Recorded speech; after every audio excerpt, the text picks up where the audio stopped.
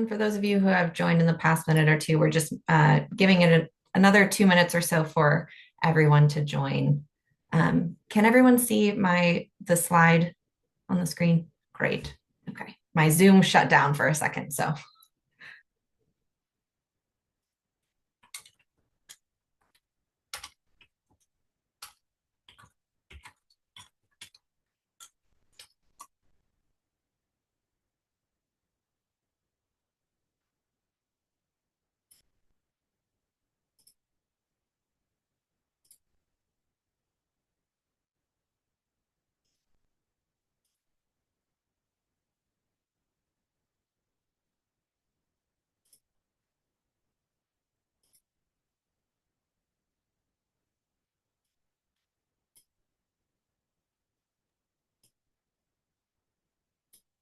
All right, so I'm seeing that it's 10:05 on my clock. I'm hoping that's what everybody else is showing. So I'm going to go ahead and call the meeting to order. I'm Mike Durbin. I'm the co-chair along with Nora for the OHP Bridge Advisory Committee. So I'm just going to dive right into it. I'll kind of go over some housekeeping items. We'll do a roll call, and then I'll give you kind of an overview of the agenda for today. For the committee members, if you've not had an opportunity to get the meeting materials, please reach out to Katie or somebody at OHA to make sure you get a copy of those. You should have received the agenda for today's meeting, the draft OBAC rules and operating procedures, the slide deck that we're going to be going over. And this morning, you should have received the October meeting minutes. We're not going to put those up for vote. I know they should be up for vote today, but given the short amount of time we've had a chance to review that, I want to make sure we have an ample, appropriate amount of time to review those. So I'm going to go over some housekeeping items now, and then we'll just kind of dive into the meeting. So in terms of closed captioning, that should be available to all attendees during today's meeting. If you need access to those, if you don't have access to those, again, reach out to Katie or through the chat if you have the ability to do that. There should be a button at the bottom of the screen that says show captions. Please click on that link and the caption should begin to show up. Any questions or comments will be taken from OBCA members only today until public testimony at the end of the meeting is available. If you are an OBCA member and like to speak, please raise your hand before doing so. I or Katie will note that your hand is up, and then we'll give you an opportunity to speak. The Zoom chat feature in today's meeting only allows meeting attendees to message the host and the co-hosts and no other meeting participants. So it's not a standard chat for other meetings where everybody can see that. Just understand. Any questions, thoughts, and comments can be sent via Zoom chat to the meeting host/co-host. Katie will be monitoring that for us today. So as those come through, she'll let us be aware, and then she'll let us know what's in the chat. If you have a supporting resource link to share with meeting participants regarding an agenda item that's going to be discussed at a particular time, please share that link with the meeting host and co-host to share with the meeting attendees. All materials for today's meetings are available on the OHP Bridge Advisory Committee website. Lastly, and this is again housekeeping item, we're going to ask that all OBAC members remain on camera throughout the meeting if at all possible.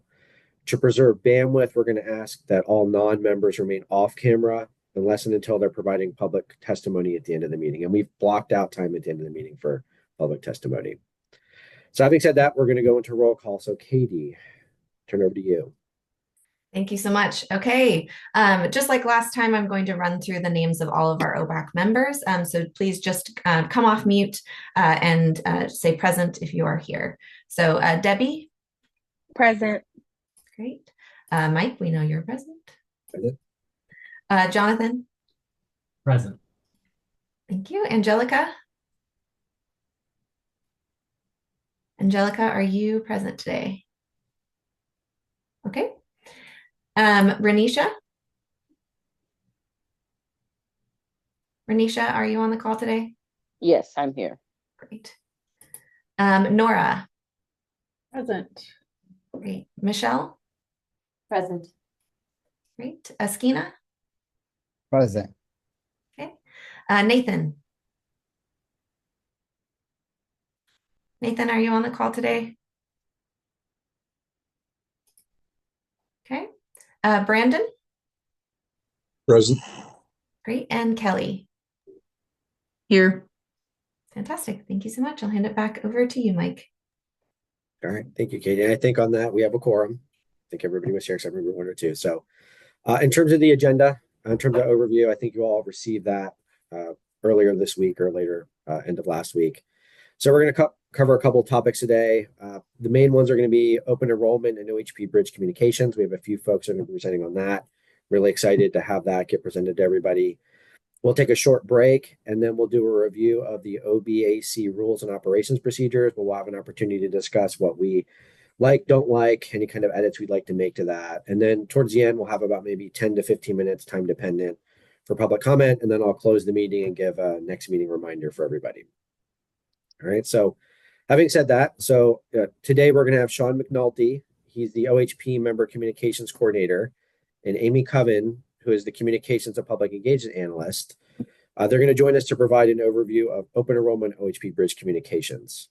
Today's presentation is a good example of the kinds of informational sessions we'll be doing over the next 5 or 6 months.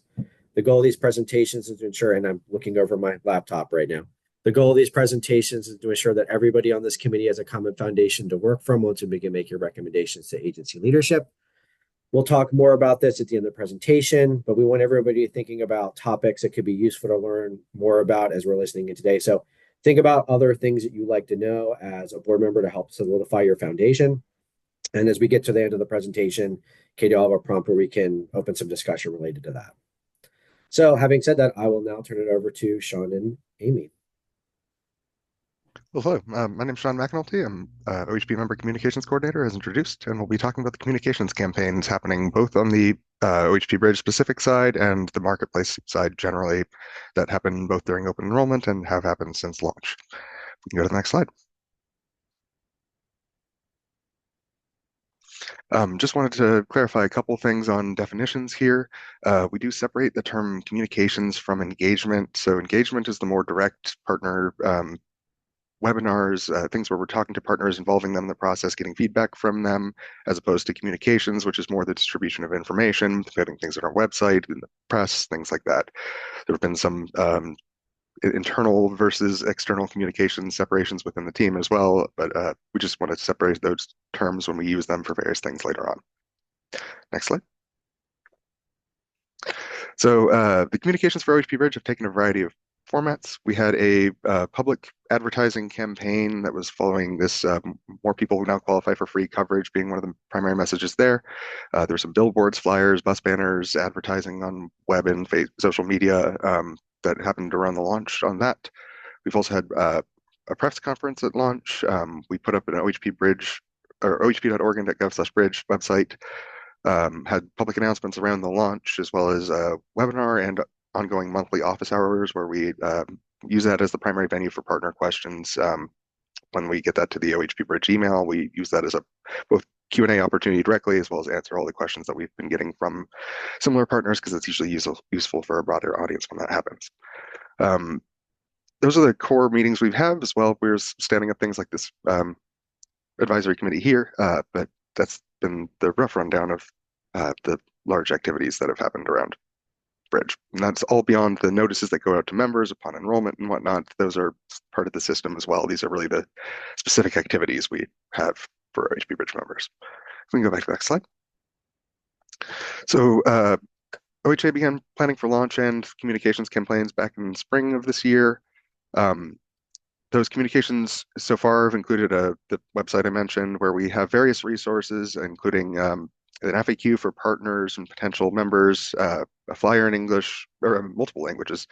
I think it's in 12 languages there, 14, sorry. As well as additional content that's for this advisory committee. We've also got content on the marketplace side, about transitioning from marketplace to OHP that's relevant to this population as well. We have also got our Keep Covered campaign materials as well, which are the partner support things, as well as the partner toolkit. So there's both a campaign that is more generally aimed at people without health coverage, as well as the toolkit that's very OHP Bridge specific information. We've also been doing a lot of that outreach through our community partner outreach program, which is a OHA program that sponsors and funds in some cases, but at least trains 1,700 assisters at 300 organizations across Oregon.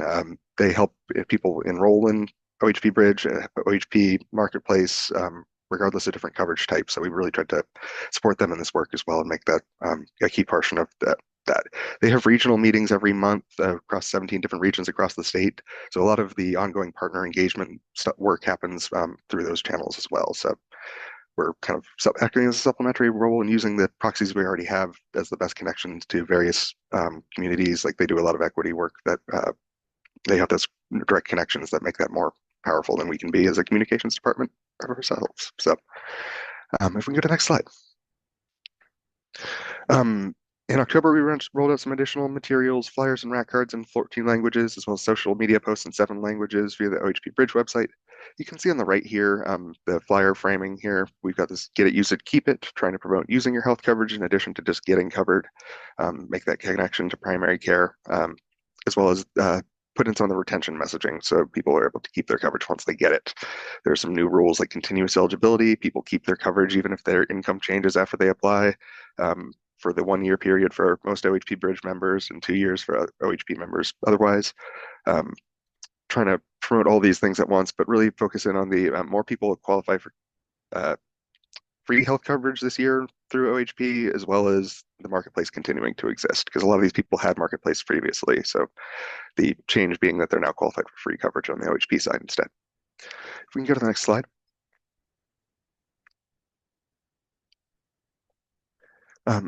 I would also like to introduce Amy Coven, my counterpart from the marketplace side, who's going to take these slides. Thank you, Sean. Hi, everyone. My name is Amy Coven, and I run communications and public engagement for the marketplace. So just to kind of kick off my section, I just want to talk a little bit about what the marketplace is, just to kind of level set. So the marketplace is a kind of one-stop shop where folks can go purchase private insurance. Primarily, we serve folks who are not eligible for public programs, which includes OHP, OHP Bridge, Medicare, VA benefits, and I should say, do not have coverage through an employer, whether it's their own employer, a spouse, or a parent or guardian. It is the only place where folks can get financial help to pay for their monthly premiums and out-of-pocket costs that are associated with care. A lot of the plans that are available through the marketplace are available directly through insurance companies, but we do recommend folks go through the marketplace because there is that possibility that they can get financial help, whereas they can't get financial help if they purchase directly. Sean mentioned the CPOP program, Community Partner Outreach Program. We actually have a really close partnership with them. We have a marketplace outreach team, which is small but mighty, about 7 people that split the state up and conduct marketplace specific outreach in collaboration with the CPOP program. We also, as Sean mentioned, the CPOP program does certify all of our sisters throughout the state that provides one-on-one application assistance, and the marketplace does co-certify those folks for marketplace as well. So we want to make sure that folks have a one-stop shop, no wrong door sort of thing. And we do work really closely with the Division of Financial Regulation, which is the insurance regulator for the state of Oregon. Currently, we are what's considered a state-based marketplace that uses the federal platform. So if an Oregonian goes online to enroll in health coverage, they would go to healthcare.gov.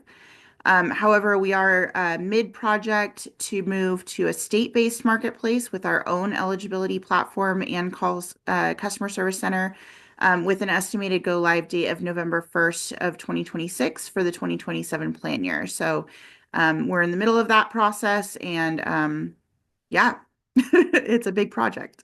Next slide, please. If you can go back one. So just a reminder, so open enrollment is the primary time of year when most folks can enroll in health insurance if they're not currently covered. And for folks who do currently have marketplace coverage or private insurance, it's an opportunity for them to change their plan. Open enrollment runs from November 1st until January 15th of every year.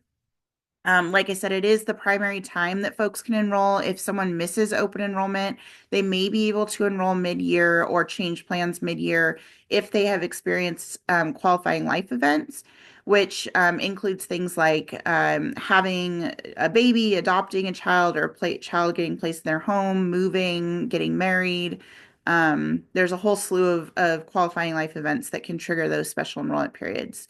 It is also important to note that American Indians and Alaska Natives can actually enroll or change plans at any time throughout the year with a limit of once per month. So we definitely want to make sure that our tribal members throughout the state do have access to health coverage when they need it. So that's a really great special provision. And they are eligible for additional cost savings as well, which is really, really great. Um, I do also want to note that not every form of health coverage that's available to folks here in Oregon has an enrollment window. So, for example, OHP Bridge and OHP, you can sign up anytime. You don't have to sign up during open enrollment. We do often see higher fluctuations of enrollments into public programs during open enrollment. And the reason for that is if someone goes to the marketplace and um, applies for health coverage and they likely qualify for OHP or OHP Bridge, then the system will send their application information to the state so that the state can make a final decision. So there is that transfer of information back and forth. And when open enrollment kicks off, usually a little bit before October 15th this year, we do begin a significant advertising campaign. The federal marketplace does do some advertising as well. So if you're watching TV and you see ads for healthcare.gov, that's coming from our federal partners. But here in the state, we do run our own campaign as well. And Katie, I don't know what happened. I just lost. Yeah, I'm so sorry. Did it stop? My Zoom shut down again, so I Oh will finish no. up one moment. I'm so Okay. sorry. And in just a moment, we're building the suspense is really what we're working on right Exactly. now. In a moment here, we'll show you a little bit about our campaign. If you want to go to the next slide, Katie, thank you. So this is just to kind of give you an idea of what is all included in the marketplace campaign. We do make sure that we cover the full state, but we also spend quite a bit of time doing some data analysis to try and determine where folks are living, working, and playing that maybe don't have coverage. And so where you see the more concentrated campaign elements, the Willamette Valley, some folks in Central Oregon, Southern Oregon, Coast, and Eastern Oregon. There are some kind of hot spots where we do put a little bit more emphasis on our marketing. But we have everything from, online and streaming TV, social media, radio, traditional TV, digital billboards. You might see some stuff at bars and restaurants, grocery stores, convenience stores, just kind of all over the place. Our goal is to really just kind of spread the message broadly because we know, and you probably know as well, that folks need to see things a number of times before it really resonates. So we just want to make sure that that message is far and wide so that folks have the most touch points as possible. And this year we are adding some cinema advertising, which is really exciting. So if you're seeing a movie this fall and winter, you might see an ad pop up. Next screen, please. So Sean, do you want me to hand it back over to you? Sure, I'll take this. Okay. So, because we launched in the middle of July and we're outside of that open enrollment period, that really affected how much of our population could sign up. A lot of people who are going to get OHP Bridge were either on OHP during renewals where they didn't really need to be advertised to. They were already part of the system and are going to transition to Bridge automatically in most cases without action. Or they're on the marketplace and we want them to at least have the option to keep their marketplace coverage until then. So we had a slice of about 10% of our estimated eligible population, the uninsured, who are really the focus of that campaign. Because we didn't really want to get too deeply into the whole marketplace side of things for the uninsured outreach campaign ads that happened over the summer, we held off on being too OHP Bridge specific, taking that approach of trying to get people coverage through whichever system they qualified for. Using some data, we looked at for how many people are eligible for each program out of the uninsured. More of them are eligible for Marketplace or OHP than OHP Bridge. So we took this approach of telling them that they have two options, the Marketplace and OHP, which now has more people eligible through OHP Bridge. So we had this kind of de-emphasized approach then, and then added a little bit more specific messaging, especially on the partner side and the marketplace transition messaging and preparing the partner and agent community to help those members transfer over, a lot of which will happen during open enrollment. So we had a shift in the messaging over time, getting a little bit more OHP Bridge specific and as we approach open enrollment season. If we can go to the next slide here. The Sean, if majority I of the can add, can I add just one thing, really quick? Yeah. This was a really great opportunity for the OHP team and communications team and the marketplace side to do some co-branding. We made sure that all materials, you might have noticed from that flyer, were co-branded with the OHP logo and the marketplace logo. And our main messaging throughout the mid-year launch and then also running into open enrollment is really to get folks to the marketplace window shopping tool, which has been updated to add OHP Bridge potential eligibility. So that way folks really can figure out what they might qualify for before they decide to fill out a full application. So I just wanted to add that. which was really the best place to point people as a what do I qualify for, where do I apply first thing without getting too detailed into the OHP Bridge specifics of eligibility and the All the things. short banner ad. There's only so much content you have. So that was just the most sensible decision given the partners involved and the population we had that we wanted to hear us. So if we go to the next slide, we use some data from the Oregon Health Insurance Survey and some precursors to it from 2021. They just released the 2023 results last month, where for one, it showed that we only have a 3% uninsured rate now, which is very exciting. The Affordable Care Act drove that big drop you can see on the right side graph. Though Healthier Oregon was also a significant contributor, as well as OHP Bridge, which wasn't in effect yet, though the people keeping coverage until OHP Bridge launch would have affected the data here. So it has deserves some credit there. Oregon also did really well in keeping people covered during the unwinding process, where we're first or second, depending on the ranking, and also implemented the new continuous eligibility rules where people keep coverage even if their income changes during their 2-year coverage for most OHP members, 1 year for most OHP Bridge members. Also saw some great equity gains that are worth highlighting, but we're going to move on to the next slide for a little bit more of the targeting for the advertising. We tried to get our OHP Bridge specific advertising based on uninsured rates and where the uninsured population is. This data dashboard that we put out related to the health insurance survey, which is how we measure uninsured rate in Oregon. We basically use those numbers to target the regional allocations of remaining uninsured and guide our ad spending. If we can go to the next slide. There was some particular demographic guidance we were able to get from that about the remaining uninsured. This was again prior to OHP Bridge launch, but it's a useful proxy. The best data, most detailed data collection we have on the population and why they didn't apply for OHP. Notably, thinking they're not eligible and make too much money incorrectly was a prominent reason for not applying previously, given the income limit our income limits for OHP Bridge are higher. That specific assumption is something we want to challenge and really want to point out that there has been a change. Also, prominent reasons were thinking OHP costs money or not thinking it's great coverage. So we also went with a free quality coverage angle in some of the messages as well.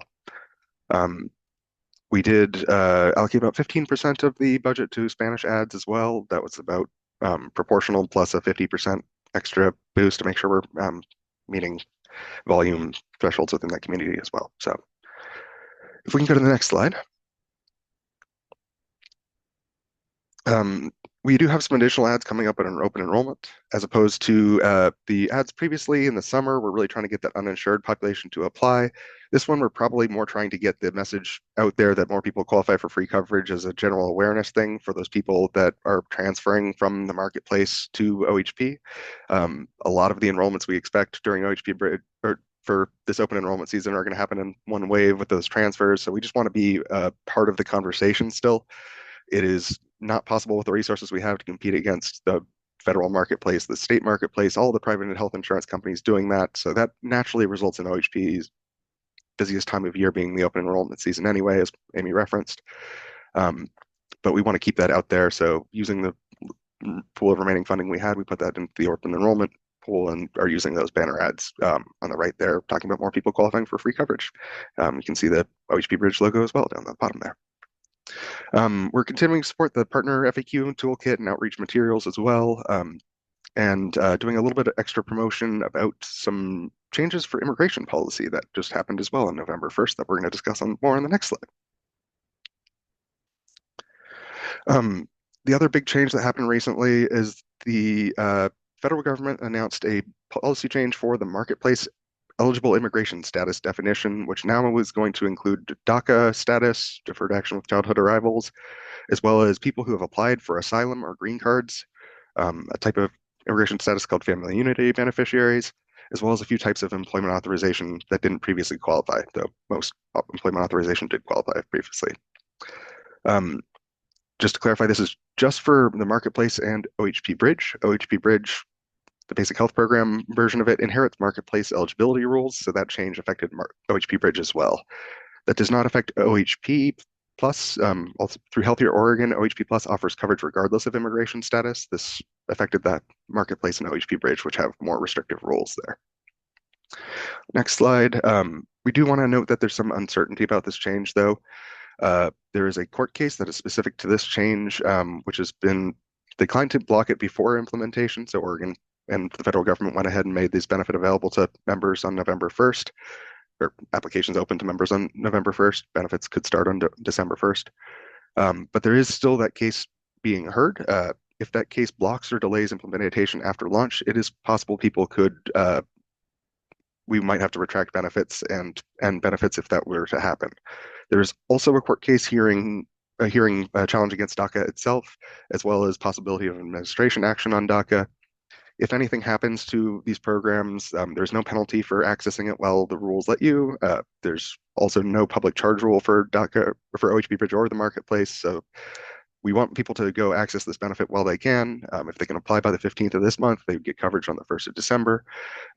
There's basically, this is a new rule. No matter what happens in the future, they are able to get that coverage now, and we want folks to be accessing that. Any future changes that will happen, again, no indication of such as yet. We would continue to communicate with the partner network and do broader messaging if we need to. We were planning on doing a press release about this week, though we are converting that to a memo to partners instead, just under a feeling that attracting additional media attention to this right now might not be the best idea for the population we're trying to get covered. So on the next slide, we've got a bit of data on how many people we think this affects, or we might have deleted it. There are about 7,900 people in Oregon who have the DACA status per immigration data currently, so that's our best estimate of how many people are now eligible for coverage under this. Some of them would have had OHP previously through Healthier Oregon. Some of them will be on employer coverage. So that's not the total of how many people we expect to enroll in Marketplace or Bridge, but that's a general universe for how many people we expect to be affected by that. Also rolled out some additional partner materials about this. I'll credit to Amy here, but there's a partner toolkit for DACA recipient health coverage options on the Marketplace site, as well as some social media graphics and whatnot specific to this population as well. So again, leaning into the partners who do a lot of the heavy lifting on community connection and whatnot for us. So I think that might be the end of our section, unless I briefly saw the flash of the next slide, but I don't think we have another one.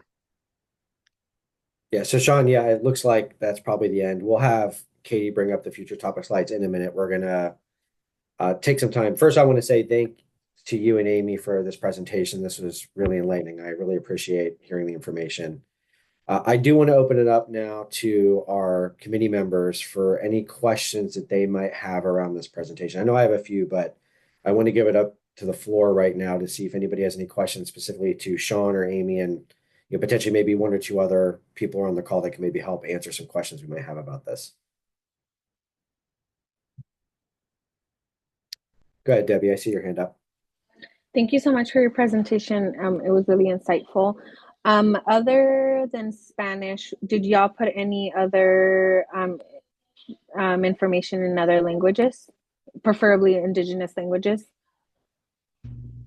I don't think we have any indigenous languages on the list. We have a list of 14 languages we've got the flyer information in. Advertising was only in English and Spanish, given the media market size and venues available there, that we didn't really have effective spending options there with the pool of funds available, essentially.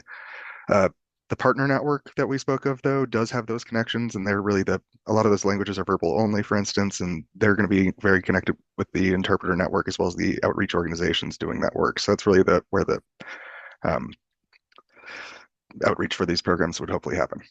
And not to one up Sean, but the DACA toolkit and resources are available, I think, in 20 languages, 19 or 20 languages. So there's a few more. But yeah, just to reinforce what Sean said, the marketplace side, we worked really closely with our tribal liaison and tribal affairs to determine if there were additional indigenous languages that would that we should translate into, and we just made a joint effort or joint decision that it made more sense to keep with the ones that we have. So, but any feedback is always great. Thank you.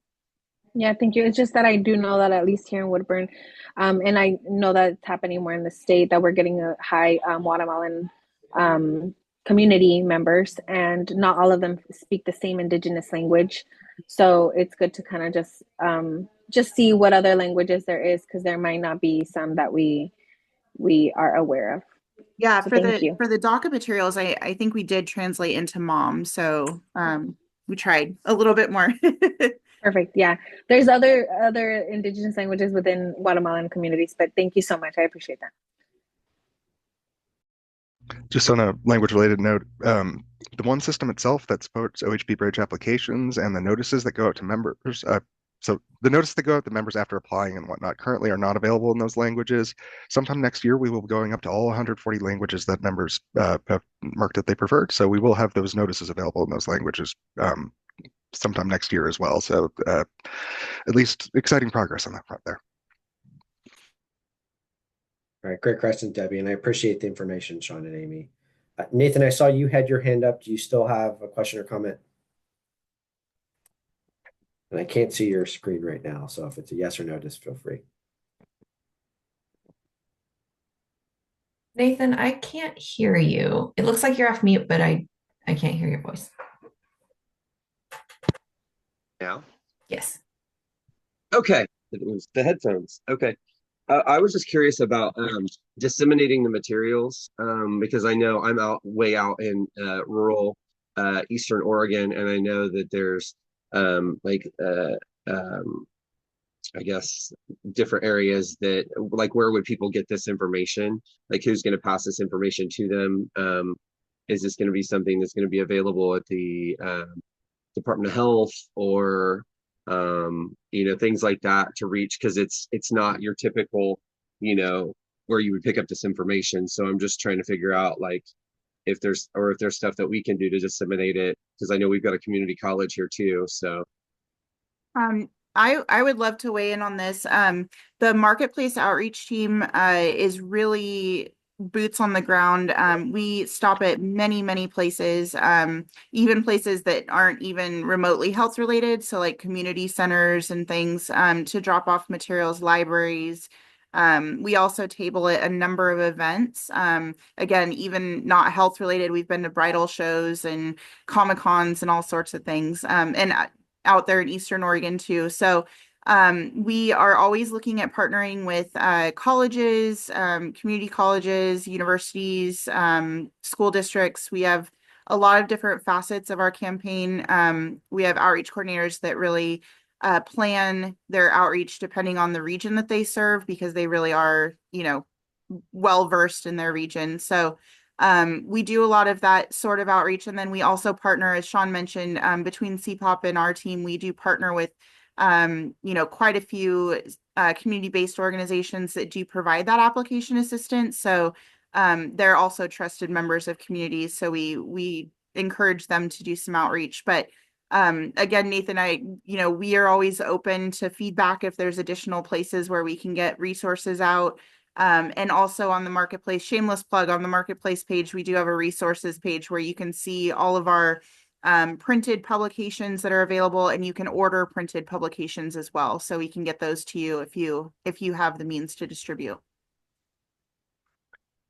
Yeah, the partners would also do that same sort of work, and we've got a version of the flyer that's edible for them. So a lot of the time, the action item that we'd want is, rather than going to the statewide website, would be to go to that partner's contact specifically. So letting the partners promote themselves as well and supporting them doing that work is part of the thought there. They're really well spread across the state. I know CPOP did an event in Hermiston last week, so they've got a ample distribution across these 17 regions. They've got the state divided up into and partners in all of them that are doing that. So I do have a bunch of flyers and whatnot that I need to get over to them later this week. So we do have them doing that work too. I used to be one of those myself, which is part of why we kind of lean into that and feel like that's an answer to many things, though we've still got other channels like media and whatnot because there's many things to cover that. So hopefully people will also see some reference to the news or via one of our ads as well. Okay. All right. Thanks, Sean and Amy. Askina. Thank you. I just was talking to my colleagues here at work. We primarily focus on serving immigrants and refugees, predominantly from Africa and Afghan communities. And majority of them, they don't know anything about, the bridge. So I was trying to figure out a way that I can connect and also explain. But the issue that we are facing is most of them are saying that is they have a lot of kids. Some of them, they already qualify with OHP, but the bridge is the problem. Specifically those people who are working, driving Uber, those kind of stuff. And what is happening is they are trying to apply, but it's rejecting them for some reason, even though they might be qualifying or qualify. But so my point, I'm not sure how, but is there any way that we can expand the sister, partners, so then they have places to go for them and feel comfortable to be helped? As you know, a lot of majority of our people, they don't speak the language very well, let alone, filling out applications and stuff, and they need help. We are trying to help them as much, but we don't have the capacity. I'm just trying to figure out a way that we can maybe expand this market to those individuals who fall under, they may be not marketplace, but bridge. But at the same time, how can we help them with applications and stuff like that? And also awareness. Majority of them, they don't know anything about the marketplace or even the bridge. Yeah, but between the CPOP team and the marketplace outreach team, we are always, looking for organizations that have the capacity to provide assistance, whether it's just general outreach and information or that application assistance. So if your organization is interested in, becoming an sister organization, I would say we would want to route you to the regional outreach coordinator on the CPOP team for your area. And Katie and all, I don't know if we can send the like an email or something so they have the email address for that. Yeah, Amy, if you can message me that information, I can distribute it to our members. Okay. Yeah. Because we do know that community-based organizations such as the one that you work in, you're already trusted members of those communities, and folks already know to go to you for information. So we really do lean heavily into those partnerships to make sure that you're equipped and trained to have all the information and be able to provide that information as a resource and even help with applications if you have that capacity. So we're always looking for more folks. Yeah, thank you, Amy. I believe that would be the case due to the demand. Majority of our people who drive Ubers and taxis and some of them, working 2 jobs, but then fall under between the bridge and OHP, but not knowing how to navigate.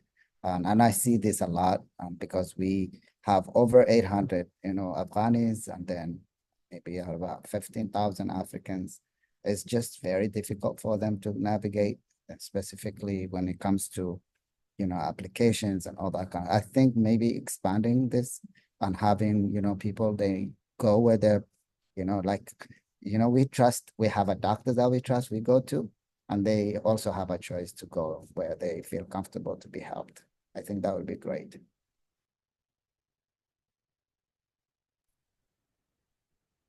Thank you, Great. Stina. Mike, I know Kelly also had a question, but her raise hand function wasn't working. So Thank you, Eskina, and I'll turn it over to Kelly.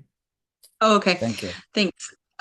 So I wanted to know how the OHP bridge or just regular OHP, if a person has Medicare, are they able to have OHP bridge or OHP as well, or is it one or the other depending on their income or how? Because I know you can have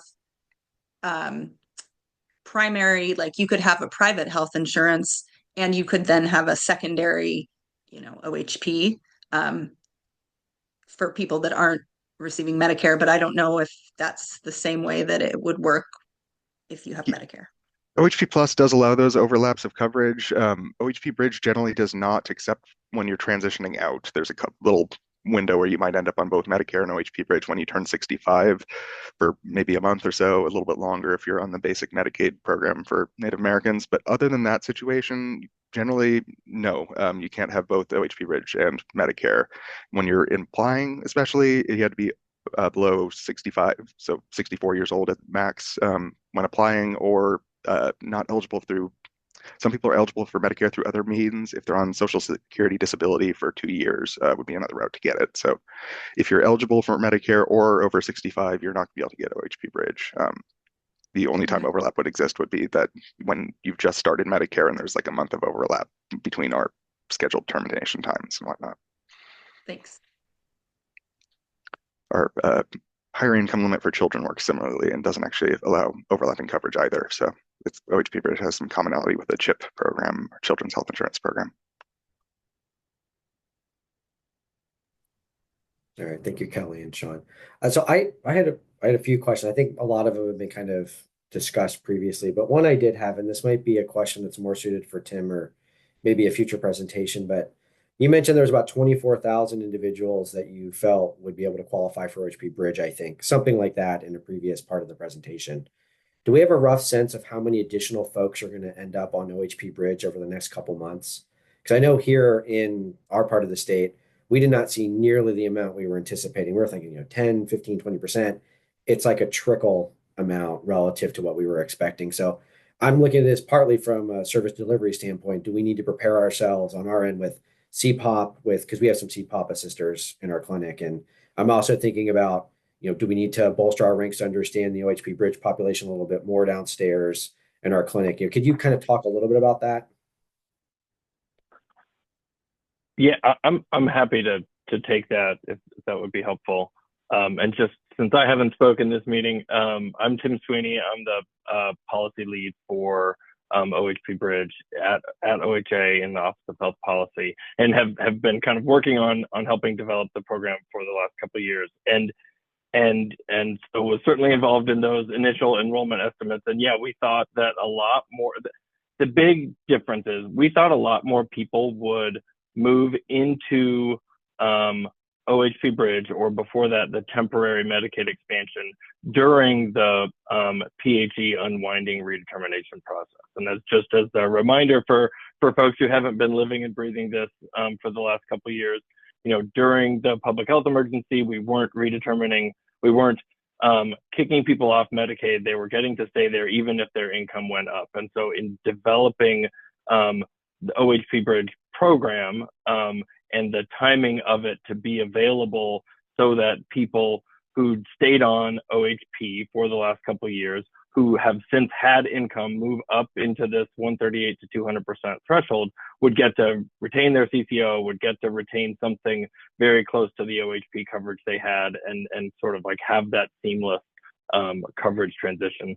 In the end, I think a lot more people than we thought stayed eligible for Medicaid, stayed eligible for OHP Plus, and didn't move into the temporary category we created until the program was launched, or then didn't move into OHP Bridge basic health program. I think so that's sort of like the big reason why so far enrollment is much lower than we initially expected a year ago. The next phase of sort of enrollment into OHP Bridge is going to be people who are in this income range who previously had marketplace coverage. And I don't think we know enough yet to revise our previous estimates as to how many people have marketplace coverage with income between 138 and 200% of poverty. The one thing that is less certain is how quickly those folks will move over. Whether that all happens, whether we get, say, 20,000 people over the next few months because of the open enrollment process causes a bunch of people to go into their marketplace account, update their information, and learn that they are eligible for this program instead of marketplace tax credits, or if a larger number of people are able to stay in their marketplace plan for longer because they don't take an action and just re-enroll in their same plan into 2025. So our estimate is that we will get, I'd say 10 to 20,000 people who move over the course of, let's say, December, January, February, depending on when they go through open enrollment and before or after the 15th of a given month, that we would see something like 10 to 20,000 people move from marketplace plans into OHP Bridge in and around the open enrollment timeline. It could be more if people move faster and go through the process more. It could be a little less. It could take longer for those groups to move into the program, and that's where there is still some uncertainty in terms of enrollment.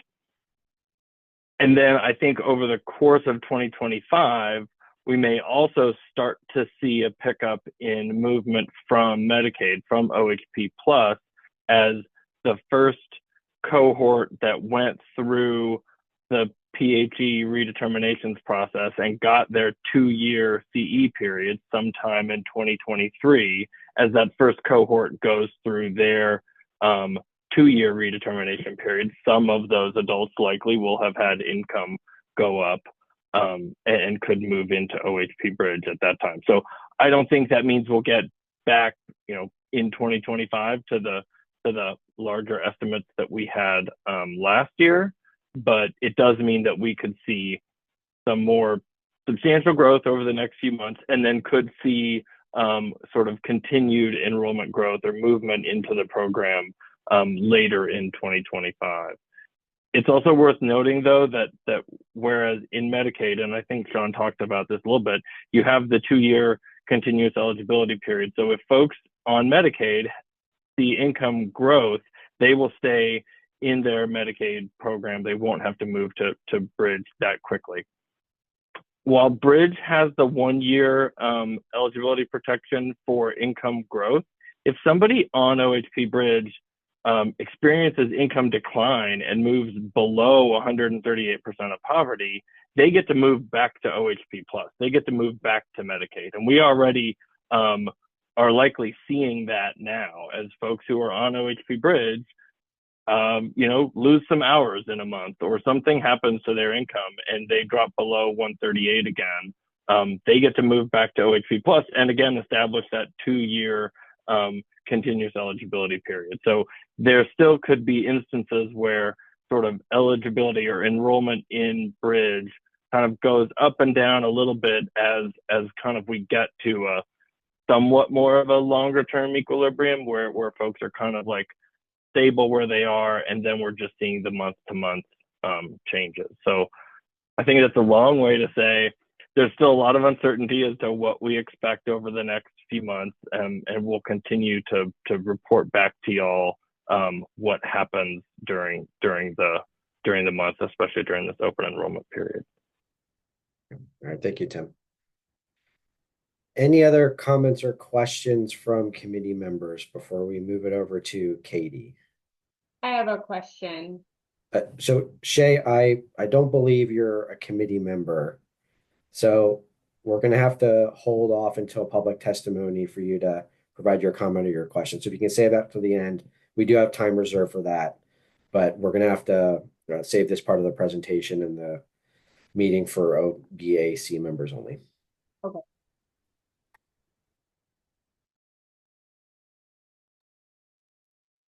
Any other comments or questions? All right, hearing none, I will turn it over to Katie. Awesome. Thank you, Mike.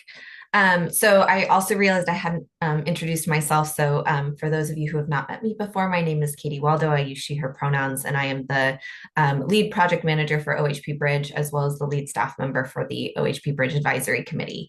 We wanted to just sort of reiterate what Mike had mentioned at the beginning of this presentation, which is that this presentation that we just had from Amy and Sean was a great example of kind of the types of topics that we're hoping to cover over the next couple of months, especially as we're in this monthly cadence for the OBAC meetings.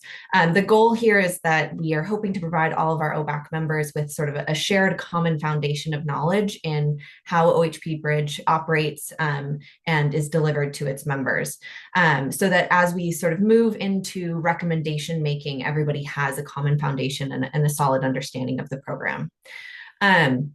With that being said, we would really love to hear from our OBAC members today about the type of topics that you guys might be interested in hearing more about. So I heard some questions related to eligibility and similar, the populations themselves, how it's delivered and whatnot. So we would love to hear, how we might be able to dive deeper into those for you all. And just to kind of get the gears going as we think this through, we wanted to provide some potential examples. And I also wanted to mention that obviously we would love to hear from you all today during this meeting. But if an idea pops into your mind over the next couple months as well, please feel free to send me an email and we'll add it to the list of potential topics we can chat through. So just some examples of some things we were hoping to cover for you all over the next couple months are more information on who OHP Bridge is serving, as well as how the services are being used. This is a really important one, especially as we look into potentially providing recommendations on the benefit package itself, including potential expansions of the package or reductions if that becomes a necessity.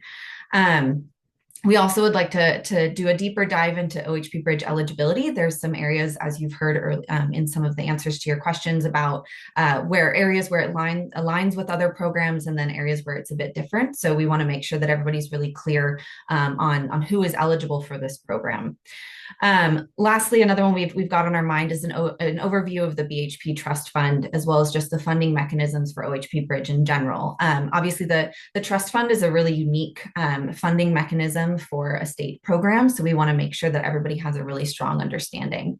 And with that, we also want to call out that we're aware that there will be some administrative changes that are happening at the federal level come January, and we understand this might have brought up a lot of questions in people's minds about how this might impact OHP Bridge and other state programs. Obviously, whenever there is a change in leadership at the federal level, it raises questions. We want to highlight that obviously we can't speculate in a meaningful way at this time into what the impact might be, but we do want to reassure all of you that any conversations or discussions or decisions that are made at a federal level that might impact this program will be considered for a topic of conversation in this committee. So we will keep you up to date and informed as much as we possibly can with any relevant information from that. So just want to provide that reassurance, but would love to open the floor now to any potential topics our OBAC members would like to propose or maybe have been thinking about for future meetings, especially for the next 5 to 6 months.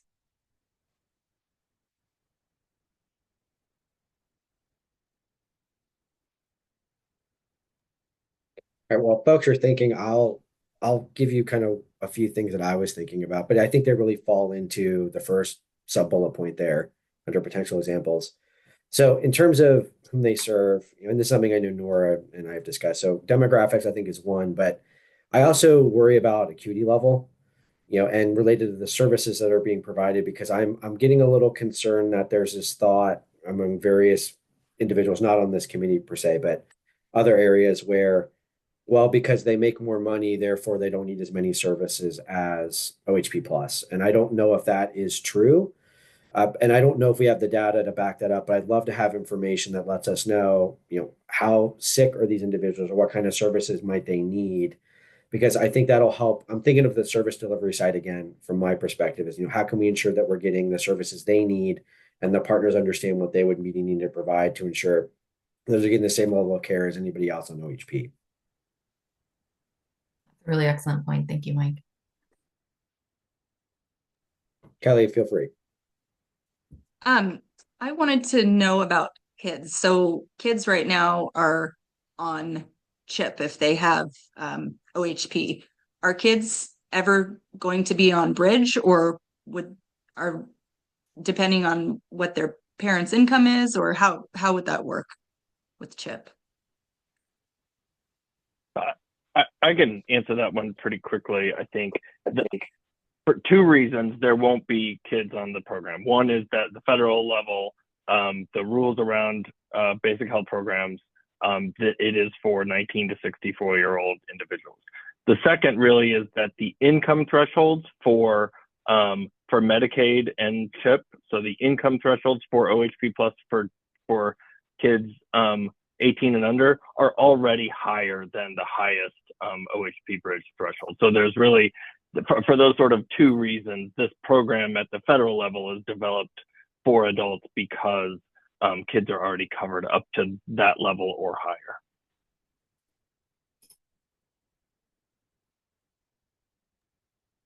Great question, Kelly. Any other future topics that committee members think would benefit us or the rest of the group as we work through this process? Go ahead, Dr. Hall. I really like the examples that are included here. I would be interested in an overview of the BHP Trust Fund, and also, like you said, Mike, from a service provider perspective, the experience of providing services to not necessarily the clinical experience, because I think for the most part, as a service provider, you don't know that a bridge patient is a bridge patient, or that they have bridge. You know that they have OHP, but more from the back end, how community health centers, which I'm a member of, which my organization is, the how it works on the back end, as this is a large percentage of these patients are being served by community health centers, and just financially, what that means and what that looks like for those community health center organizations.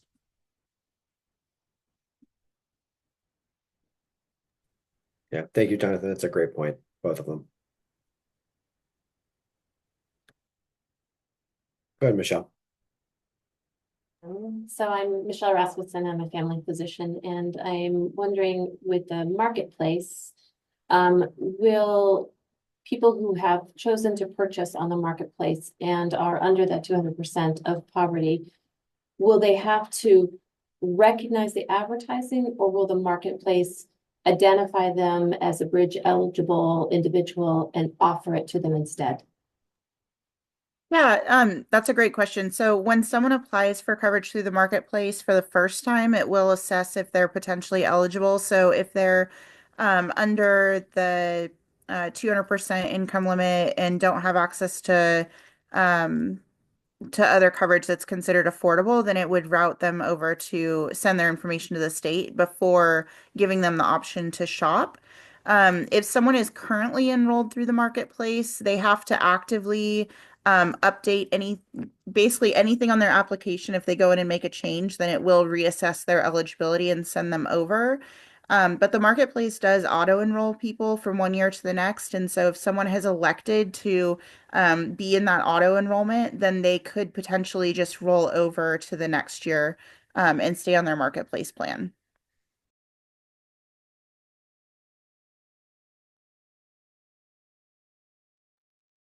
Great, thanks, Amy. It does seem like there's an opportunity, because those, they're writing that kind of precarious limit, and so how do we outreach them the best?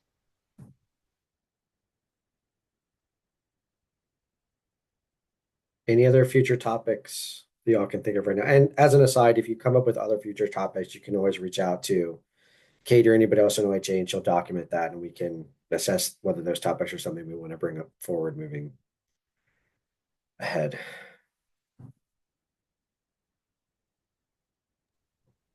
I can imagine that I sort of don't have a specific topic at the moment, but have the sense that, excuse me, with a change in administration that potentially changes the overall funding that this program relies on, that that the role of this advisory group is to advise on, if changes have to be made, what do we all think, what would we recommend to the state in terms of those decisions? And I think as we get to those things, we'll obviously need some reminders or other education on kind of the moving parts based on, how those decisions were made originally around things like, how to prioritize the use of funds. So. Great point, Nora.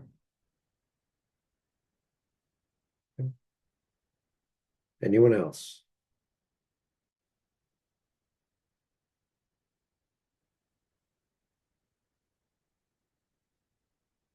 All right, so I think that was an awkward amount of silence to where I think we've gotten the topics out. So we're going to take a quick 10-minute break. So I'm seeing 11:05 on my clock, so we'll be back at 11:15, and then we'll have the remainder of our committee meeting. So take a break, stretch your legs, do what you need to do, and then come back at 11:15, and then we'll dive right back into it. Everybody had a chance to. Okay. I see it's 11:15 now, so I hope everybody had a chance to take a quick break. Stretch your legs. I think we're kind of in the home stretch now for this meeting. So we're now going to turn it over to the OBAC rules and operating procedures. We touched on that briefly last meeting, but we're going to do a more in-depth review today, which we had mentioned last time. So Katie is going to take some time to do kind of an overview again of the OBAC rules and operating procedures. And then once she finishes with that, as a committee, we'll go ahead and we'll discuss any kind of feedback or edits we might have related to those procedures and rules. So Katie, take it away. Awesome. Thank you, Mike. So as Mike mentioned, we did provide a sort of a really broad overview of the rules and operating procedures document that was at our last meeting. And I do want to note for our non-committee members, this is available online at the OHP Bridge Advisory Committee website, which I believe is also linked in the information that I dropped in the chat at the beginning of the meeting. So you should be able to sit there. So today, and I'm really sorry, everyone, my Zoom keeps shutting down. So please let me know if you can no longer see the presentation because I don't really know what it's doing today, but it didn't like me. So to start today, we're going to do a little bit of a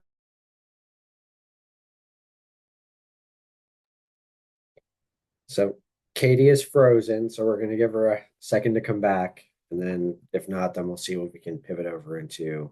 Am I back now? You are back now. Okay. Let me see if I can get this sharing again. I am so sorry, everyone. It was working great earlier this morning.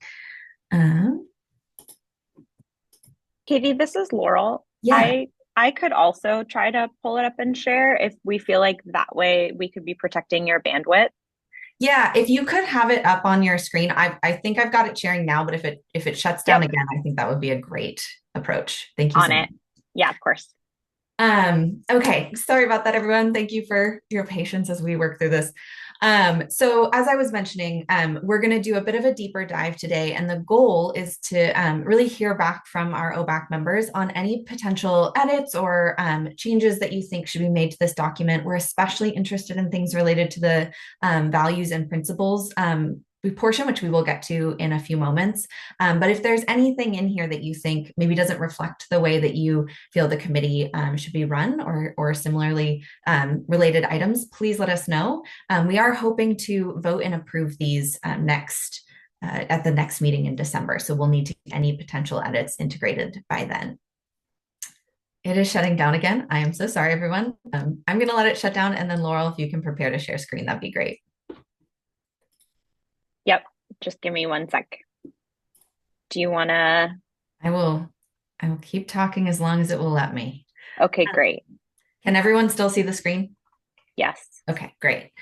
So just to provide a brief overview of the document itself, again, for those of you who maybe haven't had a chance to take a look at it yet, it's really broken down into two kind of major components. The first is the purpose and roles. So this outlines what the committee is here to do, as well as how the various people that are involved are expected to kind of conduct themselves within the context of the meeting. So this includes our OBAC members, as well as OHA staff and agency leadership, and sort of associated groups. So that's sort of the first big chunk of the document. The second half focuses on the way that things are actually run, so the protocols themselves.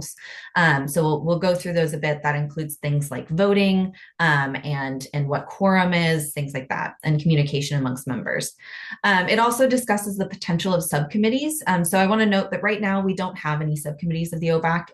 It doesn't necessarily feel like a needed component. However, as we get sort of more deep into the recommendation component of the meeting or of the committee, it might become more relevant. And at that time, we could consider implementing some subcommittees if we feel it would be helpful.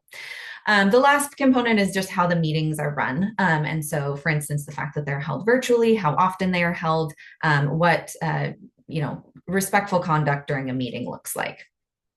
So that's just to help kind of orient you to the document itself. So as we discussed last month, there's both in scope and out of scope pieces that we want to make sure everybody's clear on for the OBAC. So the OBAC is a recommending body only. We know we touched on this last week.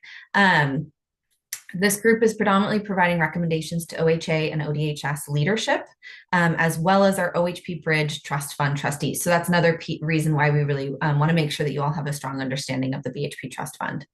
That being said, executive agency leadership and the OHP Bridge trustees have final say in making decisions that are related to OHP Bridge design, operations, and trust fund spending. Similarly, we want to make sure that everyone's aware of what's out of scope. So the committee does not provide recommendations on marketplace affordability, traditional OHP, or broad CCO system changes. That being said, it doesn't mean that we will never hear about the marketplace, as you experienced today with our presentation on marketplace communications and transition from marketplace onto OHP Bridge. Things being out of scope doesn't mean that we won't ever be made aware of them or learn about them. We obviously want everyone to have an understanding about how OHP Bridge interacts with various other programs and systems within the state. What this means is just that we won't be providing recommendations on kind of these other groups that are related. We'll learn about them, but our primary focus is OHP Bridge itself. A really good example of this as well is on the CCO component. So as we all know at this point, OHP Bridge is delivered in large part through our CCOs. And you all might be providing recommendations on things related to the BHP contract, but would not be providing recommendations on the broader CCO system. So just want to make that really clear. We also touched on this last month, so I'll be moving through this a bit more quickly, but just as a reminder, one of the things that's outlined in the document is our expectations and duties related to the OBAC members themselves. So our expectation for you all is that you participate in all of the meetings, that you review provided materials in a timely manner. I also want to note that it is also on us to make sure those materials are provided to you in a timely manner. And when they aren't, we will make adjustments like we did today with the minutes. You'll also be expected to engage in policy level discussions, work to elevate the voices and perspective of OHP Bridge members. We mentioned this last time. We have a couple people on as OBAC members who are there to specifically represent OBAC members, but obviously we want every OBAC member to be, or OHP Bridge member, sorry. We want every OBAC member to be representing and considering the voices and needs of our OHP Bridge members. This program is really there to serve them, and we want to make sure that they are centered in the discussion. We also are expecting everyone to participate fully, respectively, and constructively. As we mentioned in last month's meeting, everybody, all of our OBAC members are coming onto this committee with a really, really broad range of experiences and backgrounds and context. And so for some people, this is their first committee. For some people, it's their 10th. So just keeping that in mind in the way that we interact with one another and hold conversations, as well as the language we use, making sure that we are not using so many acronyms that people are getting lost because acronyms can be very agency and organization specific. So things like that. Lastly, we are expecting obviously that everyone that is an OBAC member will be dedicating a little bit of extra time every month to preparing for these meetings. And that includes things like reviewing materials. Are there any questions from our OBAC members on this slide and the expectations? Hopefully it's not new information. So, all right. We also have duties and responsibilities from the agency staff. So we will be providing you all with the support, subject matter expertise, advice, and context, as well as administrative support, such as facilitating meetings and making sure you all have the information as far ahead of time as possible. We will be providing a public meeting notice. And we'll also be ensuring that there is one appointed member of ODHS and OHA leadership to serve in a non-voting role on the committee. And lastly, we are just reiterating once again that one of the other responsibilities of agency leadership is to actually make the final decisions related to things like operations and trust fund spending. Okay, so moving into kind of more of what we're hoping will be the conversation portion of this section is our actual committee's values and principles. So as we mentioned at last month's meeting, the values and principles that are outlined in the rules and operating procedures document basically just say that the rules and that the values and principles that are expressed in our OHA and ODHS strategic plans will serve as a guide for the committee. So we'll basically be using those values and principles for our committee. And there's kind of a couple things we want you all to consider here is we're going to, in a moment, outline what those values and principles are so you can actually see them in one single spot. And I want you to consider whether there are any additional values and principles you would like to have included and directly stated in the document. And also if there are any or potentially all of the values and principles that you would like to have outright expressed in the document. So as I mentioned, right now it just references the strategic plans. However, if you think it would be a better policy for us to actually list the values and principles out within the document, that is something that we can do. So with that being said, we wanted to first show you what the OHA strategic plan outlines. So for their values and principles, they include health equity, innovation, partnership, service excellence, integrity, transparency, and leadership. And the documents go into a bit more detail if you're wanting to see how they actually interpret those. But then you will see for the ODHS plan, there's a lot of overlap here. So for ODHS as its strategic plan, they are focusing on stewardship, responsibility, respect, integrity, service, inclusivity, professionalism, well-being, and equity. So then to see them all kind of lined out next to each other, again, I want you all to consider, are there any you see here that you don't see here that you think are missing and we should be including? Are there any you would like to see specifically called out in the document? So I'll turn it over to all of you. See if you have any thoughts here.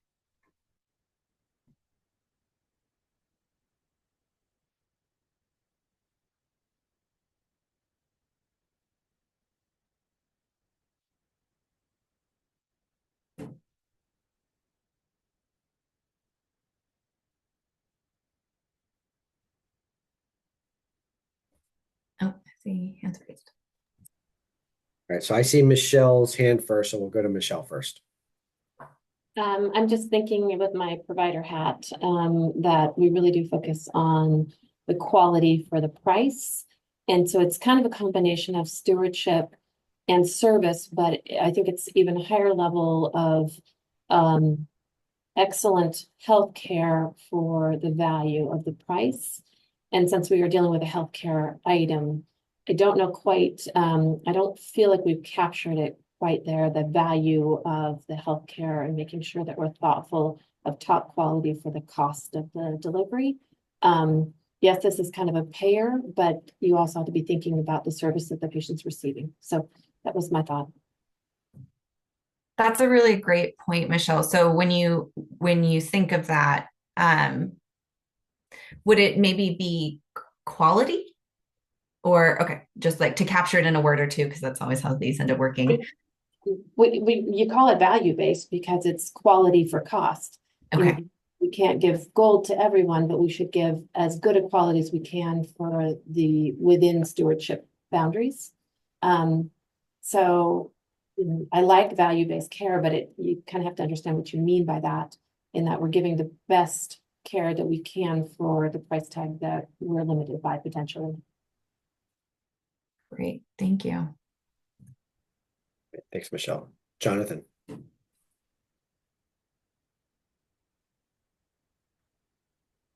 I just to clarify, are we creating our own list of values referencing these or are like we're creating our own that we are including in our charter? Yeah, so great question. So currently what exists in the document is just a reference that says this committee will incorporate the values outlined in the ODHS and OHA strategic plans. So all of the values and principles that are here on the list are referenced as being included in the document. What we're looking for is, are there any we would like to add on? So I would basically treat it as these are already included. Are there any that are missing that we would like to add in?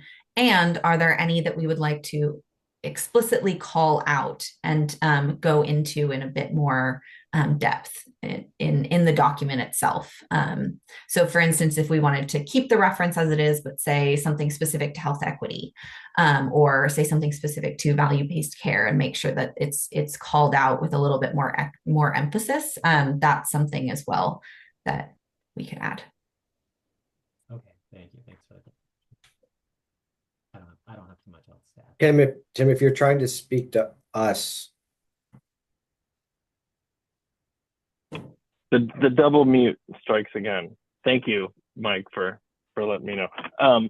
Another sort of maybe comment or question. Am I tracking right that this is also the values of the committee in how y'all operate and how you structure these conversations and the focus of the committee, and less so like the values of the agency in operating OHP Bridge or something like that? I want to make sure that I'm tracking that right too to help. Yes.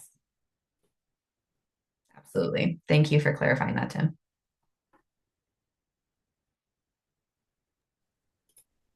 So I have one, maybe two. So one, and it's probably just a combination of several of these, but I think collaboration. I think that's a key value we want to have as we work through this. Another one that I was thinking, but I hearing Tim, I think it might not be appropriate, but I think sustainability, as we're looking at a lot of this, I think we need to have sustainability kind of at the heart, because we can do all these things, have great value for the services we're providing, respect, inclusivity, but if it shuts down after 2 years, we've, in my opinion, we failed.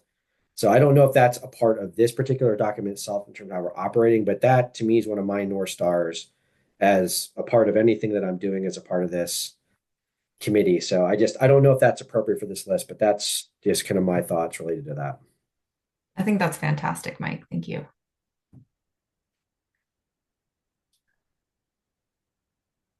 Any other thoughts or discussion around this from committee members? This has been great hearing from the various committee members, by the way. I think this is a good conversation. There is a hand up. Oh, I don't know. Okay. I don't see it. Oh, go ahead, Eskina. Sorry. No, you're fine. Thank you. And I also am not sure whether this is relevant, but to me it is. I would like to see accountability, also patient-centered care, where placing the patient needs, preferences, and values Also cultural sensitivity, even though we have health equity and also inclusivity, but I also wanted to see the sensitivity of cultural differences. Advocacy is another one that I'd like to see so that people advocate for each other or advocate for themselves. Also, of course, efficiency. Yeah, efficiency. There's a lot of waste in healthcare. We need to utilize as much resources as we have. And also, if we could have evidence-based practice, we're relying on the research, latest research and practices and all that kind of stuff. Of course, the last, but then not the least, safety for everybody. Prioritizing the patient's safety. Thank you. Thank you. Thank you, Eskina. Those are all great. Debbie. Thank you. I think another one would be good to be is listen to understand, not to respond. I think oftentimes in this space we always kind of have a response for everything, but sometimes it takes to take it, like we need to take a moment, just take a step back and then see it in a different lens or a different view, because the way I see things might be differently and my experience might be differently than somebody else's. I think also is like if someone's taking too much space, maybe acknowledging that and understand that and give opportunity for others to be able to do that. And then the same as like my experiences and what I have been through can look differently than anybody else in this room. And so just taking that into consideration when we are making these decisions or giving feedback, just because we're making decisions for the community that we serve, but sometimes my community could look different than somebody else's, and just taking that into consideration.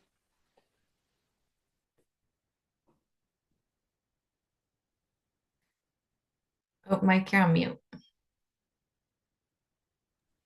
Thank you, Debbie. I think I saw somebody else's, maybe it was Nathan.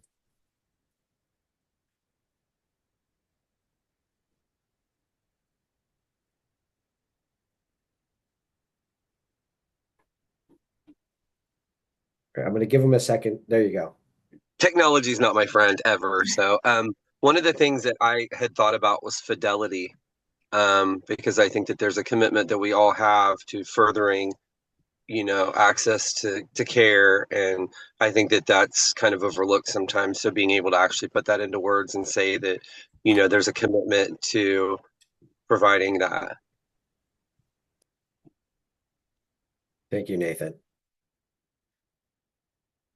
Anyone have any other values, principles they'd like to add to the list?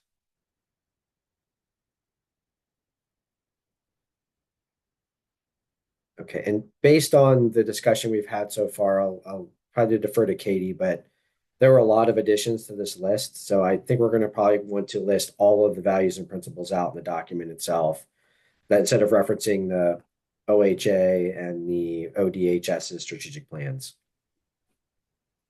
I think that sounds great. I also think the next steps here will probably be that we will collect all of the values that you all have presented today, and I want to echo Mike's thanks to all of you for bringing some really, really great ideas to the discussion. So we will go ahead and collect these all, we'll get them in writing, and then we will share them out with our OBAC members for review prior to our next meeting, and then review them during that meeting to do a final approval. Does that sound all right for all of our OBAC members? I'm seeing nodding. Works for me. Okay. Looks like we had a consensus on that one, Katie. Perfect. We love it. Okay. Well, I don't think I heard any additional ones. So we will go ahead and we just have a couple more slides in this part of the presentation. So as I mentioned, we've got a couple of votes coming up, including on this document itself once it's finalized. We also have some on our meeting minutes and things like that. So just a reminder that the OBAC will be using a consensus recommendation making approach. So this means that we will be striving for recommendations in which none of our OBAC members have voiced an objection to, and that everybody agrees not to oppose. That being said, we recognize that consensus cannot be achieved for every decision, and that there will be likely be a few where we cannot do so. So in that case, we will be requiring 70%, at least a 70% of the vote to be in support in order to move forward with making something a formal recommendation. Now, again, we recognize that this might not always be a possibility. We also recognize that in some cases we will be presenting not two options to you, but potentially two or three or four. And so in that case, if a recommendation cannot meet the 70% threshold, we will be, still presenting the various opinion groups to agency leadership just for their awareness and consideration. It simply won't be able to be considered a formal recommendation of the committee. So we just want to flag that for everyone, especially with the kind of complexity of the decisions or recommendations that we will be asking you all to make in the future. So we've tried to consider all the possibilities of what could happen and give you a heads up about how we'll be approaching that. Any questions on the voting process?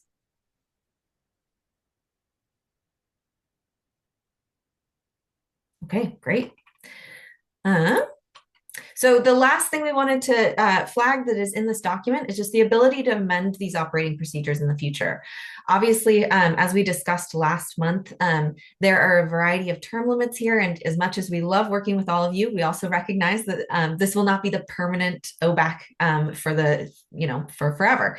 And so as people change and as the personalities and goals of the OBAC shift, there is an opportunity and ability for us to update and amend these operating procedures so that they reflect the membership that we have. We will obviously make sure that any proposals to change will be presented in writing to our OBAC members and ideally discussed at a meeting if we can. But it will need an affirmative vote, so that vote that we just discussed, in order to approve it. But we really do want these procedures to be a living document with the ability to change as the OBAC needs it to. So just want to make everyone aware that that is available. With that, I think I'll be handing it back to you, Mike, for public comment. And I guess I want to open it for any last questions related to the operating procedures. So I have one, which as a chair is probably dangerous, but if there are other specific recommended feedback or edits to the document, should we discuss that now, or should we send that to the folks at OHA and then we'll kind of discuss and bring it back next meeting? Yeah. So I kind of want to offer both, in the sense that I'm aware that people might not have all had a chance to do an in-depth review. So if you don't have something in mind now, but you notice it over the next couple of weeks and you want to flag it for us, please do. You can just send me an email. All of our OBAC members have that. If you know of something now, we would love to hear about it in this meeting so we have the chance to discuss it as a group. So I have maybe one or two, but I want to open up to the group first because I can always defer mine through email if needed. So I want to reserve time for the public comment at the end. Absolutely.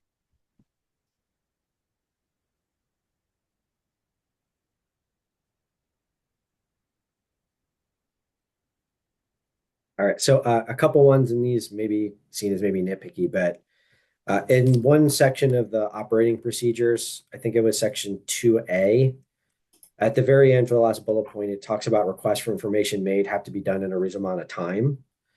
I'm a little unclear of what a reasonable amount of time might be, and I know that's obviously going to be based on kind of judgment call, but the way I read it is if you don't get it to the OHA folks enough time, the request dies, for lack of a way to describe it. And I want to ensure that if somebody puts a request in, but it can't be done for 2 months, it's okay to have it within 2 months as long as that's deemed as reasonable. And maybe I'm stretching a little bit here, but I was a little concerned when I saw this. I thought, well, if you put a request in a day before, well, sorry, you're never going to have an opportunity to get information ever again. I want to make sure that that's pretty clear the way worded. I might be reading a little too much into it, but that was something I noticed when I was reviewing it. Yeah, no, that's a great a great question and request for clarification.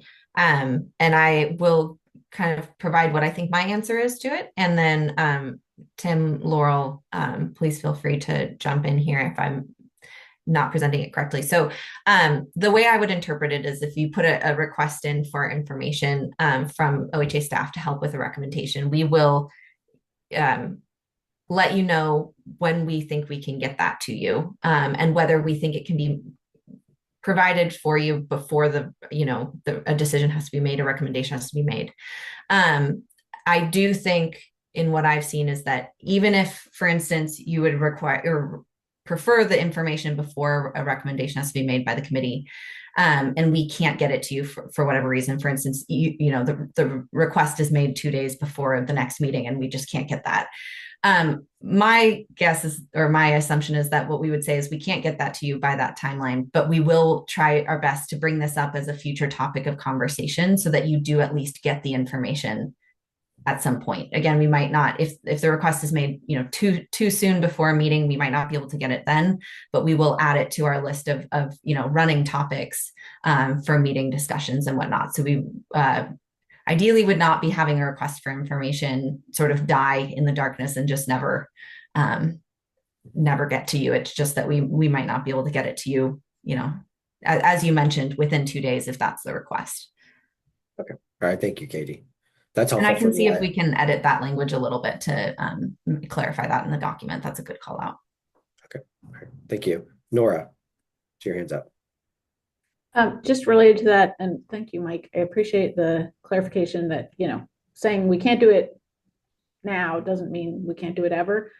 But then that also raised for me the idea that just as we should probably as a group recognize that there are some things that will not be available to OHA. And so just because we asked for something doesn't mean that it will be provided, just because it may not actually be feasible. And I can imagine some of that related to data on the members, particularly in areas where, for example, if we're interested in what does utilization look like, or what's the membership or whatever by demographics, and we're talking about low population areas of the state, there's going to be limits to what the state can give us just from, there's rules around things like, not providing information that could allow us to identify a particular individual, that kind of thing. So just being sensitive that I definitely appreciate the, getting the key thing for me is being able to know when can we get this information, or is this actually not available to us? That's a really excellent call out, Laura, and I really, really appreciate you sort of providing that context as well. Is that, yeah, there will be some information that we either do not know or we cannot provide for patient privacy, legal reasons, things like that. And so I think what we'll maybe strive to amend the language in the document with is essentially that OHA staff will let you know the timeline that we think we can provide the information to you on, and what level of information we can provide. Because yeah, there's absolutely going to be requests that we might not be able to fill. And so we'll try to basically provide you with the parameters that we can fulfill and move forward with that. So. All right, great point, Nora. Any other recommended feedback or edits to the operating procedures or the rules? So I do have a few more, but in the interest of time, I'll just send those through email. I don't want to take away the public's opportunity to comment. So again, if anybody has any other recommended feedback, edits as you review this over the next couple of weeks, please send them in. And then Katie will bring a document next meeting with, here's kind of where we are. And then hopefully we can come to a consensus on what the rules and operating procedures should be. All right, so I appreciate the presentation, by the way, Katie. That was very helpful and all the discussion from everybody. So we're now at the public comment phase. Just before we kind of jump into this, I do have a quick comment. So the OBAC welcomes and deeply appreciates public testimony. I actually appreciated Shay interjecting earlier, even though she didn't have the ability to. It's one of the most powerful ways we can demonstrate our commitment to profound listening and learning, which I know was a value that a few folks in earlier had mentioned they want to be a part of the committee and spelled explicitly. Deep listening means that we will not respond to what you share, nor will we attempt to fix or resolve the question or concern that you bring today. We will also not interject to correct inaccurate comments that are shared as fact. We will, however, bring it fully into our awareness, understand it as an important consideration for our work, and listen with careful attention, respect, and honor that you deserve. We want to acknowledge that time held in our meetings to hear public testimony is meant to provide a voice and perspective of the individual and is not a representation of the OBAC, its members, or the OHA. So we'll give each presenter 2 minutes to share, and in the event that doesn't feel like it's enough time, we encourage you to provide a written testimony, which we'll commit to reading. To help keep us on time, we'll have somebody that does a timer, so when the 2 minutes start and when it ends, we will let you know. We're going to ask that you just conclude your presentation when we get to the 2 minutes. If I have to, I will interject to let people know that their time is up. Please know that written and verbal public comments will be reviewed and discussed following each meeting by the committee chairs and staff to determine the appropriate next steps. So having said that, I'm now going to open this up to the public. And if there's any comments or questions you have for this committee, now is your chance. Go ahead, George.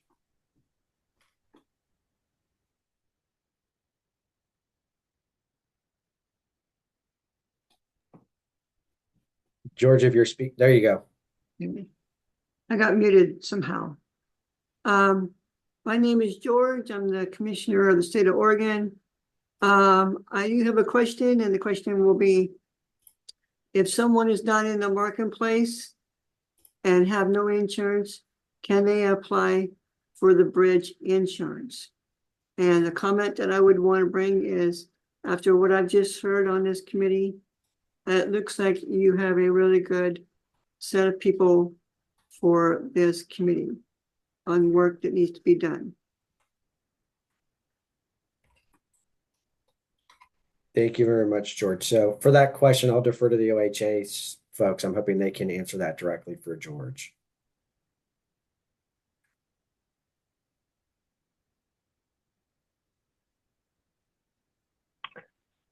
I can jump in. If I'm tracking it correctly, the question is just about how and where to apply and whether somebody can apply. And the answer to that is yes. And the good news is that applying for OHP bridge coverage is part of the same application for OHP plus, and the one system will evaluate for all of the healthcare programs that the state operates. OHP plus delivered through Medicaid, Healthier Oregon, OHP Bridge, and a variety. So off the top of my head, I don't know the website to apply, but we can make sure to share that. So you can apply at the one system for it. Yeah. And just to clarify, the public comment portion is we are not able to provide answers to questions. So I'm sorry, I did not swivel fast enough. So this is just, we will record your question and then, and your comment for the public record, but this is not able to be a question and answer session, basically. We will take questions and kind of use them to help potentially inform future meeting topics, but we are not able to provide answers to future questions. Okay. Okay, thank you for that clarification, Katie. And thank you, George, for your comments. They are greatly appreciated, and we will definitely review them and take them under advisement. I think I saw Shay next. Yes, I'm here. So mine was going to be a question, but I'll form it in, I guess, a comment since you guys can't answer questions. I'm a broker and insurance agent. I help people enroll through the marketplace to give people some context. So I see a little bit different of a perspective on how things are going to roll out for people moving from those CSRs or cost share reductions on the marketplace into the bridge program without even knowing what's happening. And so I guess my comment would be, it would be really helpful if OHA or OHP had some sort of case management program to assist with these people who are maybe upcoming a surgery have prior authorizations already submitted and have a surgery scheduled in January or whatever it may be. Now they've transitioned unknowingly from a private health plan where all of this is lined out and they're ready to go get this surgery onto OHP Bridge program, and this now all has to start over again. That is going to be incredibly confusing for the consumer. I've already ran into that in my office with it happening a few times. So wondering if there can be something in place through OHA to help assist with those particular cases. Thank you very much, Shay. And I'll turn it over to Edgar. And feel free to turn your camera on if you would like. I didn't mention that earlier, but you're welcome to during the public comment period. Hi there, everyone. Thank you so much for giving me space to comment. I work at Santiam Hospital and Clinics, and the Oregon Health Plan Bridge program feels like it's intended for people where to get OHP ahead of time. Where in my position, I work with folks who need health services now. And they go to the hospitals or clinics, and then they elect self-pay options, and then I come in and assist people to see if they're eligible for OHP in general. There's two rules or policies that OHP Bridge has that adds complexity and then issues.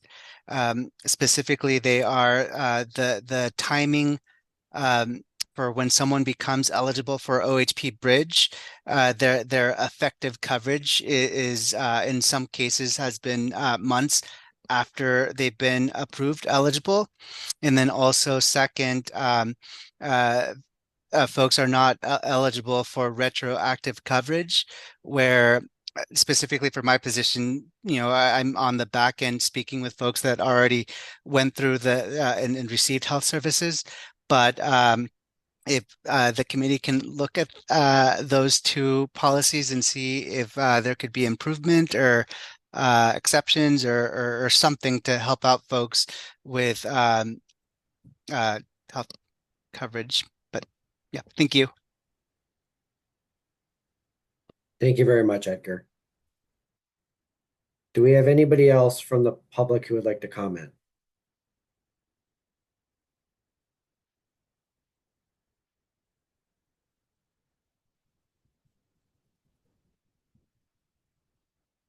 All right, so before I kind of wrap up the meeting, I do want to thank George, Shay, and Edgar for providing comments.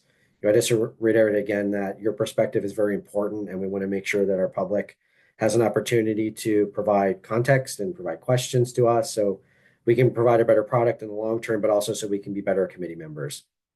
So I want to remind everybody that the next committee meeting is going to be on December 11th at the same time as we had this one. Everybody has a right to know about, and use OHA's programs and services. If you need help, we do have it available. So if you need help for sign language or materials, Braille, we can offer things like that through OHA. If you need help or have any questions, please reach out to Katie. Do it at least 48 hours before the meeting. You can see there's some questions on here about OBAC. If you have any questions like that, send for public comment. Please reach out to the email address you see there. Having said that, I think we're good to adjourn the meeting. Unless you have any really comments. quick, thank you so much, Mike. I do want to also, based on the questions that we received questions and comments we received during public testimony today, I also wanted to flag that if you are a community partner or organization who has questions about OHP Bridge and how to better serve your members or make sure that they can access this program, we do have a community partner inquiries process, and as well as an external community partners office hours that happens monthly, where we collect questions from our partners and brokers, and various individuals that work with the public and potential members. We collect all of those questions and then we present the answers to them monthly at those office hours. So I'm going to drop our OHP Bridge email, which is also on the screen in the chat. If you send a question in, if you're a community partner and you send a question in, you'll get an automatic response that includes a link for how to sign up for those office hours and a bit more information about them in that process. So we do want to make sure that everybody's aware of that resource.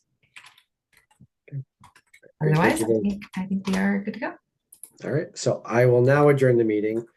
Just as an FYI, Nora should be leading the next one, so I'll leave it up to Nora to run the meeting next time.